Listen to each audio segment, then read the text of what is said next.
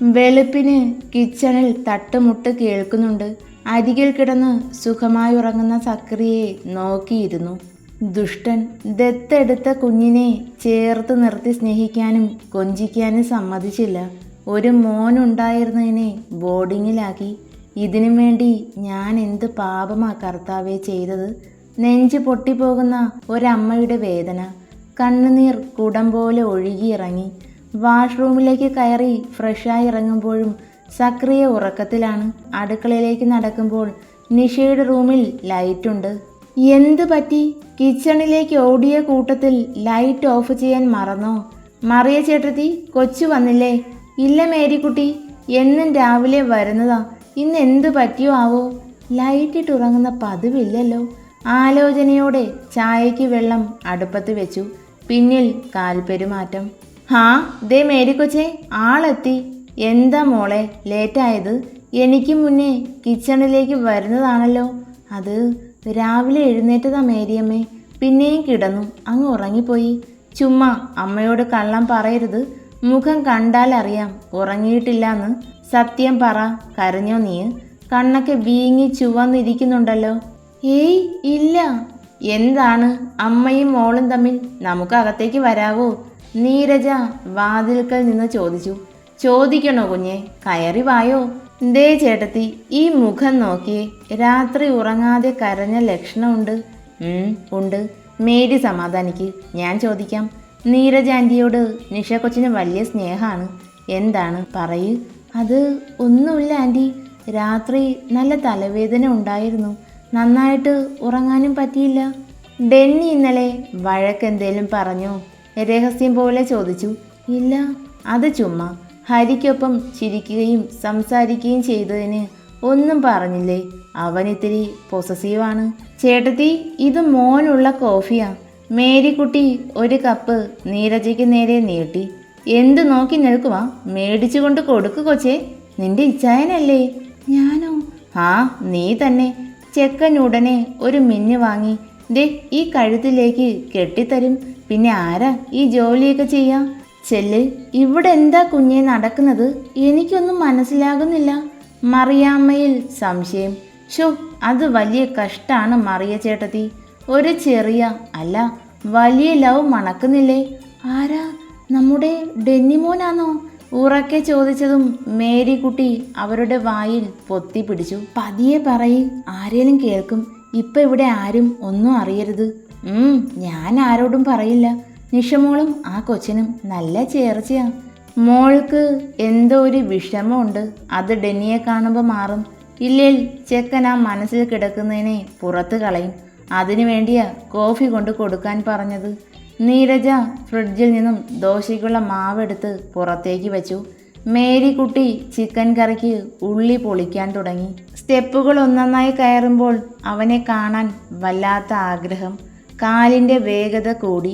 അരുണ, ആ പേര് പറയുമ്പോൾ ഇച്ചായൻ്റെ മുഖത്ത് ഒരു സന്തോഷമുണ്ട്. അപ്പം ഞാൻ എന്നെ കളിപ്പിക്കുവാണോ? ചോദിക്കണം. അകത്തേക്ക് കയറുമ്പോൾ ഡെന്നി ബെഡിൽ കമിഴ്ന്ന് കിടന്നുറങ്ങുന്നു. മുടി മുഖമാകെ വീണ് കിടക്കുന്നുണ്ട്. മുടി മറഞ്ഞു കിടന്നാൽ എങ്ങനെ കാണാനാ? എന്താ ഇപ്പോൾ ചെയ്യാ? കയ്യിലിരുന്ന കപ്പ് ടേബിളിലേക്ക് വയ്ക്കുമ്പോൾ അവൻ്റെ ഫോൺ അവിടെ ഇരിപ്പുണ്ട്. ഇത് പുതിയതാണല്ലോ. സൈഡ് ബട്ടണിൽ അമർത്തി. ഡിസ്പ്ലേയിൽ തെളിഞ്ഞ് കാണുന്ന മുഖം. ഇച്ചായൻ. ഉള്ളാകെ തുടിക്കുന്നത് പോലെ. ഇതേവരെ അറിയാത്ത ഒരു തണുപ്പ്. വിറയലോടെ ആ ഫോട്ടോയിൽ വിരലുകൾ ഒഴുകി നടന്നു. ഈ താടിയും മുടിയും സൂപ്പറാണ്. ഡോക്ടർക്ക് ചേരും. അവനൊന്ന് ഇളകി കിടന്നു. നിഷ ഞെട്ടലോടെ ഫോൺ ടേബിളിലേക്ക് തന്നെ വെച്ചു. കർത്താവേ, ഭാഗ്യം കണ്ടില്ല. പോയാലോ? വിളിക്കണോ ഡോക്ടറെ? അയ്യോ വേണ്ട ഇച്ചായ. നേർത്ത സ്വരം ഷോൾഡറിൽ തട്ടുന്നുണ്ട്. എൻ്റെ പെണ്ണാണല്ലോ, അതും രാവിലെ. സ്വപ്നാണോ? അവൻ കണ്ണുകൾ തുറന്നതേയില്ല. ഇച്ചായ. അല്ല. ഇന്നെന്ത് പറ്റിയോ ആവോ?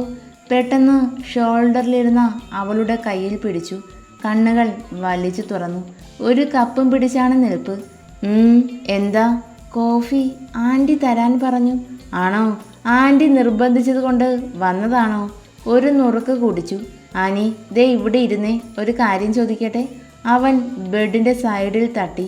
വേണ്ട, ഞാൻ ഇവിടെ നിന്നോളാം, പറഞ്ഞു. അത് പറ്റില്ലല്ലോ, ഇരിക്ക്, എന്നാ പറയാം. കൈത്തണ്ടയിൽ മുറുകെ പിടിച്ച് അടുത്തിരുത്തി. ആനിക്കൊച്ച് കോഫി കുടിച്ചായിരുന്നു. എന്നാ ഇത് കുടിച്ചോ. അവൾ കപ്പിലേക്ക് നോക്കി. പകുതി കോഫിയുണ്ട്, എന്താ വേണ്ടേ? അത് ഈ കോഫി കുടിച്ചുവെന്ന് വെച്ച് വട്ട് പകരുന്ന അസുഖമൊന്നുമല്ല, ഉറപ്പ് തരാം. കപ്പ് ചുണ്ടോട് ചേരുമ്പോൾ അവനെ നോക്കി. ആ കണ്ണിലെ പ്രണയം ഒരുപാട് ഇഷ്ടത്തോടെ കോഫി മൊത്തമായി കുടിച്ചു. Good girl.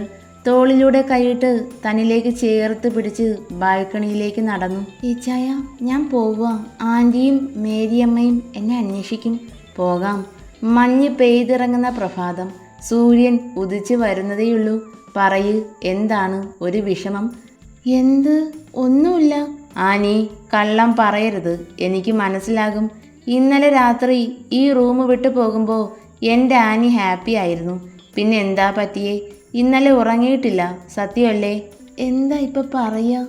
എഡിൻ ശല്യം ചെയ്തോ അവനെ? ഇന്ന് ഞാൻ ഒരു സ്വപ്നം, പേടിച്ചു, അത്രയുള്ളൂ. രാവിലെ നീ എന്നെ ചീത്തയാക്കും അല്ലേ കൊച്ചേ? തല താഴ്ന്നു വന്നു. അവൻ്റെ ചുംബനം സ്വീകരിക്കാനായി കണ്ണുകൾ അടച്ചു. ഇച്ചായൻ പല്ല് തേച്ചില്ല, അതുകൊണ്ട് ഇപ്പം ഇത് മതി. ചെവിത്തുമ്പിൽ ചുണ്ടുകൾ ചേർന്നു. നാവിനാൽ തഴുകിയതും അവൾ ഒന്ന് ഉയർന്നു. ഇച്ചായ. എന്താ പൊന്ന, പറയ്, എന്ത് സ്വപ്ന അത്? ഡെന്നിയുടെ ആനിക്കൊച്ചിനെ പേടിപ്പിക്കാൻ മാത്രം ധൈര്യം കാണിച്ച സ്വപ്നം എന്താന്ന് എനിക്ക് അറിയണം. ഓർമ്മയില്ല, മുഖം വ്യക്തമല്ല. എന്നെ ഉപദ്രവിക്കാൻ അങ്ങനെ എന്തോ ആണ്. ഇച്ചായനുള്ളപ്പോൾ ആരുപദ്രവിക്കാൻ? ഒന്നുമില്ല, പേടിക്കണ്ടാട്ടോ. നിന്റെ പിന്നാലെ എൻ്റെ 2 കണ്ണുകളും ഉണ്ടാവും. ആശ്വാസത്തോടെ ആ നെഞ്ചിലേക്ക് പൂച്ച കുഞ്ഞായി പതുങ്ങി. നല്ല മഞ്ഞ് അല്ലേ ആനി?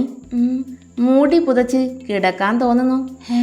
നിഷയുടെ കണ്ണുകൾ രണ്ടും പുറത്തേക്ക് തള്ളി. എന്തേ, പേടിച്ചു പോയോ? ഈ ഞാൻ ആനിയുടെ മാത്രമല്ലേ? വേണ്ട, ഞാൻ പോവുക. വട്ടും പോരാഞ്ഞ് കള്ളത്തരവും കയ്യിലുണ്ടല്ലേ? ഉണ്ട്, വട്ടും കള്ളത്തരവും നിനക്ക് മാത്രം സ്വന്തം. ഓ, എനിക്ക് വേണ്ട. ഡെന്നിയുടെ സ്വഭാവം തീരെ ശരിയല്ല പെണ്ണെ. എൻ്റെ ആനി കൊച്ചെ, ചിരി വന്നാൽ അങ്ങ് ചിരിക്കണം. അപ്പോഴേ ഈ മുഖത്തെ സൗന്ദര്യം ആസ്വദിക്കാൻ പറ്റൂ. ചോദിച്ചാലോ ഈ അരുൺ ആരാന്ന്? എന്നോട് ചോദിച്ചാലോ ഹരിയേട്ടനുമായി എന്താ ബന്ധമെന്ന്? എന്താണ് നിന്ന് പരുങ്ങുന്നത്? പെട്ടെന്ന് പോകണം എന്ന് പറഞ്ഞിട്ട് എന്ത് പറ്റി ആനി? അത് ഞാൻ ഒരു കാര്യം ചോദിക്കാൻ. ചോദിക്ക്. അത് പിന്നെ. ടേബിളിലിരുന്ന ഫോൺ റിങ് ചെയ്യാൻ തുടങ്ങി. ഡിസ്പ്ലേയിൽ തെളിഞ്ഞു കാണുന്ന പേര്. നിഷയും ആ ഫോണിലേക്ക് നോക്കി. അരുണ കോളിംഗ്. നെഞ്ചിൽ നീറ്റൽ പോലെ. ആനി, പറയ്. ഫോൺ സംസാരിച്ചോ? ഞാൻ പിന്നീട്. പറ്റില്ല. എൻ്റെ പെണ്ണിനേക്കാൾ പ്രധാനപ്പെട്ട കോളൊന്നും അല്ല. ഫസ്റ്റ് ആനി പറയുന്നത് കേട്ടിട്ട് മാത്രം കോൾ എടുക്കാം. ഹൃദയം തുള്ളി കുതിക്കുന്നു. എന്താ കൊച്ചേ, ശ്വാസം മുട്ടുന്നുണ്ടോ? പിൻഭാഗത്ത് പതിയെ തഴുകുമ്പോൾ 2 കൈയും വെച്ചും അവനെ ചുറ്റി പിടിച്ചു. ഡെന്നിച്ച. ആനി കൊച്ചേ, നീ എന്താടി വിളിച്ചേ? ഞാൻ പോവാ. എവിടെയാ? ഓടണ്ട, പറഞ്ഞിട്ട് പോയാൽ മതി. കൈ വിട്, വേദനിക്കുന്നു. വേദനിക്കട്ടെ, ഇത് തന്നെയാ പറയാൻ വന്നത്. ഓ അങ്ങനെ, ഞാൻ വിശ്വസിച്ചു. ശരി, പൊയ്ക്കോ. പക്ഷേ ഡെന്നിച്ചന് ഇടയ്ക്കിടയ്ക്ക് ഈ പെണ്ണിനെ കാണണം. എന്താ ചെയ്യാ? നാണത്തോടെ ചുവക്കുന്നവൾ തല കുലുക്കിക്കൊണ്ട് റൂമിൻ്റെ ഡോർ വലിച്ചു തുറന്നു. ബ്രേക്ക്ഫാസ്റ്റിനും ലഞ്ചിനും പിന്നെ രാത്രിയും കാണാട്ടോ ഇച്ചായ. കാണണം. ഇല്ലേൽ ഞാൻ റൂമിലേക്ക് വരും. സ്റ്റെപ്പുകൾ ഓടി ഇറങ്ങുന്ന ശബ്ദം. ഡെന്നി ചിരിയോടെ ബെഡിലേക്ക് മലർന്ന് കിടന്നു. മോനെ ഡെന്നി, ഇന്നല്ലേ നിന്റെ ഫ്രണ്ട് വരും എന്ന് പറഞ്ഞത്? സൂസൻ ചോദിച്ചു. അതെ ആൻറ്റി. ആ പെങ്കൊച്ച് കൂട്ടുകാരിയാണോ അതോ? ഗേൾ ഫ്രണ്ട് മാത്രമല്ല അവൾ എനിക്ക്. അതിൽ ആൻറ്റിക്ക് എന്തേലും പ്രശ്നമുണ്ടോ? ഏയ്, എന്ത് പ്രശ്നം? മോൻ ഡോക്ടർ, അപ്പോൾ ഫ്രണ്ടും ഡോക്ടർ ആയിരിക്കും അല്ലേ? ഡോക്ടറാണ്. നിങ്ങൾ രണ്ടും ഭട്ടന്മാരെ ചികിത്സിക്കുന്ന ഡോക്ടറാവും. നല്ല ചേർച്ച. ഒരു പരിഹാസച്ചിരി സൂസൻ്റെ ചുണ്ടിൽ. ആൻറ്റിക്ക് ഇത്തിരി കൂടുന്നുണ്ട്. എൻ്റെ കൈയാണേൽ തരിച്ചു കയറുക. കൊച്ചനെ ഒന്നും കഴിച്ചില്ലല്ലോ. വേണ്ട വല്യമ്മച്ചി, ഇനി ഞാൻ ഇവിടെ ഇരുന്നാൽ ബന്ധവും സ്വന്തവും പ്രായവും അങ്ങ് മറക്കും. ഡെന്നി ഭ്രാന്തനാവും. അത് ശരിയാവില്ല. ചേട്ടാ, ഈ പാലയ്ക്കൽ റോഡ് സൈഡിൽ നിൽക്കുന്ന ആളിനോട് ഡ്രൈവർ ചോദിച്ചു. നേരെ പോയാൽ മതി, മതിൽക്കെട്ടിൽ പേരുണ്ട്. അയാൾ കാറ് സ്റ്റാർട്ട് ചെയ്തു. ഷോ, ഓരോ മാരണങ്ങൾ വന്ന് കയറും. ഡ്രൈവർ ബ്രേക്കിൽ കാൽ വെച്ചു. What happen? മാഡം, ഒരു പയ്യൻ്റെ ബുള്ളറ്റ് കെയർലെസ്സായി ഡ്രൈവ് ചെയ്തിട്ട്. ഇല്ല മാഡം, ആ പയ്യൻ റോങ് സൈഡിൽ കൂടിയാ വന്നത്. മറിഞ്ഞ് വീണ് കിടക്കുന്നവനെ കണ്ട് കൈമുഷ്ടി ചുരുട്ടി പിടിച്ചു. മാഡം, ഹോസ്പിറ്റലിൽ കൊണ്ടുപോകാം. വേണ്ട, ഇങ്ങനെ ഉള്ളവന്മാരെ പിടിച്ച് അവൾ പകുതിയിൽ നിർത്തി. എന്നെ ഇടിക്കും അല്ലേടാ? മുന്നിലെ രൂപം നിലത്ത് നിന്നും വെപ്രാളത്തിൽ ചാടി എഴുന്നേറ്റു. ഇതാര്? സുന്ദരി കൊച്ചമ്മയോ? നിന്നെ കാണാൻ എന്ത് ഭംഗിയാടി. അവൾ പല്ല് കടിച്ചു പിടിച്ചു. നിന്റെ വണ്ടി എടുത്ത് മാറ്റ്, ഞങ്ങൾക്ക് പോകണം. പറ്റില്ല, എന്നെ ഇടിച്ചിട്ടതല്ലേ. പോലീസ് വരട്ടെ, വന്നിട്ട് പോകാം. റോഡിലും കടകളുടെ പുറത്തുമായി തടിച്ചുകൂടിയ ആൾക്കൂട്ടം. Aruna, control your self. കണ്ണുകൾ അടച്ച് മനസ്സിനെ ശാന്തമാക്കി. സോറി ചേട്ടാ, റിയലി സോറി. അവനിലേക്ക് അടുത്തു. ചെക്കൻ്റെ മുഖത്ത് സന്തോഷം. ആ കഴുകൻ കണ്ണുകൾ അവളിലൂടെ ഇഴഞ്ഞു നടക്കുമ്പോൾ സ്വയം നിയന്ത്രിച്ച് ഒരു ചിരി അവനായി നൽകി. ഇത്രയും താഴ്മയായി കാല് പിടിച്ചു പറയുകയല്ലേ, ക്ഷമിക്കാം. വണ്ടിക്ക് മുന്നിൽ ചരിഞ്ഞു കിടന്ന ബുള്ളറ്റ് റോഡിൻ്റെ സൈഡിലേക്ക് ഒതുക്കി വെച്ചു. ഞാൻ ഇവിടെയൊക്കെ തന്നെ കാണും. അരുണയുടെ മുഖത്ത് വേർതിരിച്ചറിയാൻ കഴിയാത്ത ഭാവം. ഞാനും, നമുക്ക് കാണാം. അവനും തിരികെ പറഞ്ഞു. അവൾ കാറിലേക്ക് കയറി. വിത്തിൻ 24 hours നിന്നെ ഞാൻ കണ്ടുപിടിച്ചിരിക്കും.